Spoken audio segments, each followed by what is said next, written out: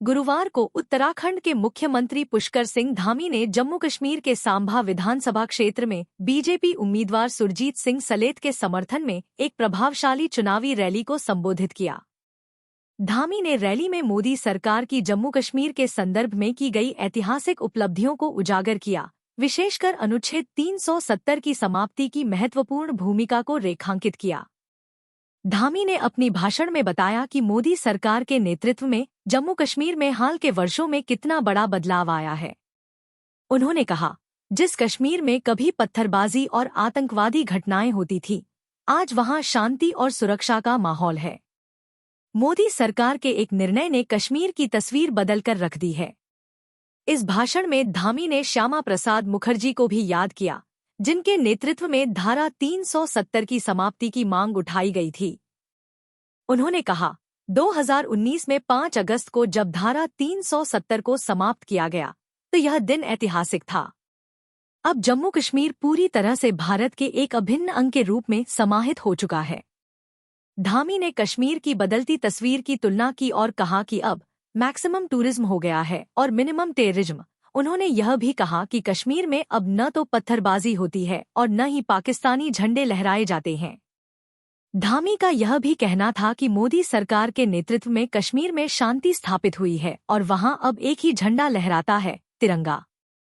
इस दौरान धामी ने पहले के दिनों की याद दिलाते हुए कहा कि कैसे कश्मीर में आतंकवादी और अलगाववादी गतिविधियां होती थी और अब उस वातावरण में कितना बदलाव आया है।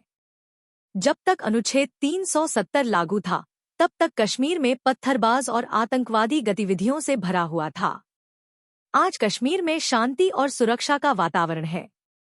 धामी का यह भाषण बीजेपी की चुनावी रणनीति का हिस्सा था, जिसमें पार्टी ने जम्मू कश्मीर में मोदी सरकार की उपलब्धियों को प्रमुखता से प्रस्तुत किया। बीजेपी के बड़े नेता जैसे मोदी और अमित शाह पहले से ही इस चुनावी अभियान में सक्रिय हैं। रैली में धामी ने बीजेपी के विपक्षी दलों पर भी तंज कसा और कहा कि कश्मीर को लेकर हमारी पार्टी ने हमेशा सकारात्मक दृष्टिकोण अपनाया है, जबकि विरोधियों ने हमेशा भ्रामक दावे किए हैं कि धारा 370 की समाप्ति से कश्मीर में खून की नदियां बहेंगी। धामी के इस भाषण ने न केवल बीजेपी की राजनीतिक स्थिति को मजबूत किया, बल्कि उन्होंने कश्मीर की बदलती तस्वीर को भी उजागर किया। चुनावी रैली के माध्यम से धामी ने यह संदेश देने की कोशिश की कि मोदी सरकार के तहत कश्मीर में कई सकारात्मक परिवर्तन हुए हैं। अब देखना यह है कि जम्मू कश्मीर की जनता बीजेपी के इन दावों को कितना स्वीकार करती है और आगामी चुनावों में उनकी प्रतिक्रिया क्या होती है। आपको क्या लगता है कि जम्मू कश्मीर की सत्ता में कौन आएगा? अपनी राय हमें कमेंट करके जरूर बताएं।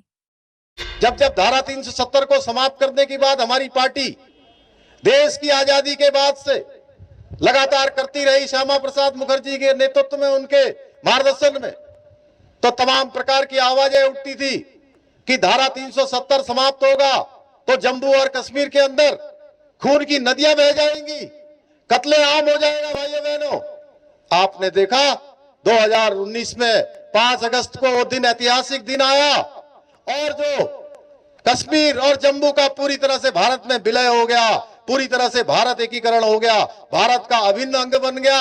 यहां भी वही विधान चलने लगा जो देश के अंदर विधान चलता है, यहां भी वही प्रधान हो गए जो वहां प्रधान है, यही एक ही ध्वज हो गया जो देश के अंदर ध्वज चलता है। भाइयों बहनों, एक छोटा सा मच्छर भी नहीं मरा। यह नरेंद्र मोदी जी का नेतृत्व।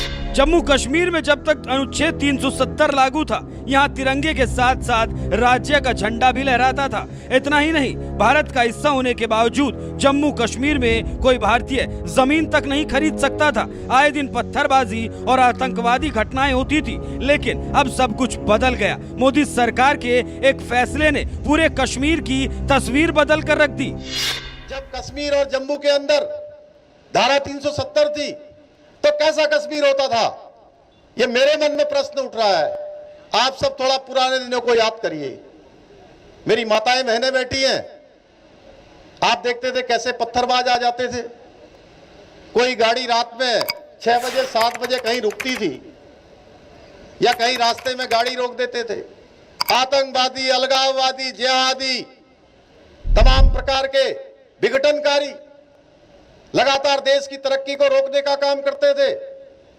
और आप अंतर देखिए। अब आज कश्मीर के अंदर, जम्मू के अंदर आज मिनिमम टेररिज्म हो गया और मैक्सिमम टूरिज्म हो गया भाइयों बहनों, मैक्सिमम टूरिज्म हो गया। कितनी बड़ी संख्या में परिवर्तन हो गया। जिस कश्मीर में कभी पत्थर बरसते थे, जिस कश्मीर के लाल चौक पर कभी पाकिस्तानी झंडे लहराते थे, जिस कश्मीर में आए दिन आतंकी वारदातें होती थी, उस कश्मीर में अब शांति है। ना पत्थर बरसते हैं, ना ही पाकिस्तानी झंडे लहराते हैं, क्योंकि देश की सत्ता में मोदी सरकार है जिसने कश्मीर की तस्वीर बदल कर रख दी। तो वहीं अनुच्छेद 370 हटाकर पूरे कश्मीर में एक निशान, एक प्रधान, एक संविधान लागू कर दिया, जिसकी गूंज आज पूरे देश में सुनाई देती है।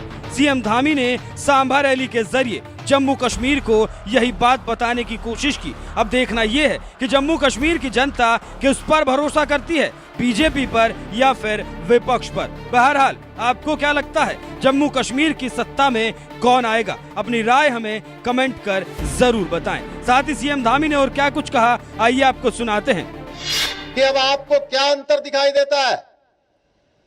तो भाइयों बहनों, जानते हो, उन्होंने लंबी सांस ली और उन्होंने कहा धारा 370 समाप्त होने के बाद जो सुरक्षा बल है, उन सुरक्षा बलों पर अब पथराव की घटना नहीं होती है, अब पत्थरबाजी की घटना नहीं होती है, अब किसी की हिम्मत नहीं है कि कोई इस प्रकार का कृत्य कर पाए। यह बदला है जम्मू और कश्मीर। भाइयों बहनों, इस बार का जो चुनाव है, वो चुनाव बहुत ऐतिहासिक होने वाला है, क्योंकि आजादी के बाद पहली बार जम्मू और कश्मीर के लोग दो झंडों, दो संविधान के नीचे नहीं, बल्कि शान से हमारे तिरंगे के नीचे और बाबा साहब अंबेडकर जी के संविधान के आधार पर मतदान करेंगे। यह पहली बार है जब जम्मू और कश्मीर में चुनाव धारा 370 के बिना हो रहे हैं, जिसका सकारात्मक प्रभाव हमने अभी 2024 का जो आम चुनाव, लोकसभा का चुनाव हुआ है, उस चुनाव में देखा है। जहां पहले मतदान केवल 10% होता था भाइयों बहनों, वहीं 2024 के लोकसभा चुनाव में कश्मीर घाटी में रिकॉर्ड 58% मतदान हुआ, जो ये दर्शाता है कि जम्मू और कश्मीर की जो जनता है, उसकी लोकतंत्र में गहरी आस्था है। भाइयों बहनों, आज आदरणीय प्रधानमंत्री मोदी जी के नेतृत्व में जम्मू कश्मीर में विकास की नई राह खुली है। आज शिक्षा का क्षेत्र हो, स्वास्थ्य का क्षेत्र हो, कनेक्टिविटी हो, इंफ्रास्ट्रक्चर को मजबूत करने की दिशा में अनेक काम हो रहे हैं, अनेक विकास की योजनाएं लाई जा रही हैं। केवल जम्मू क्षेत्र में ही 32,000 करोड़ से अधिक के विकास कार्य हुए हैं। आज घाटी में IIT, IIM, कई स्कूल कॉलेजों का निर्माण हुआ है। यही नहीं, बिजली के क्षेत्र में आत्मनिर्भरता के लिए 25,000 करोड़ से भी अधिक लागत से अनेक हाइड्रो प्रोजेक्ट्स बन रहे हैं। कश्मीर में 2022 के बाद ऑर्गेनाइज्ड रूप से जो ये घटनाएं होती थी, पत्थरबाजी की घटना एक भी नहीं हुई। अब युवाओं के हाथ में हथियार नहीं है, उनके हाथ में हुनर है, उनके हाथ में रोजगार है। 2019 के बाद से अब तक 30,000 से भी ज्यादा युवाओं को रोजगार मिल चुका है। साथ ही 2019 के बाद यहां 70,000 करोड़ से भी अधिक का विदेशी निवेश आया है भाइयों बहनों।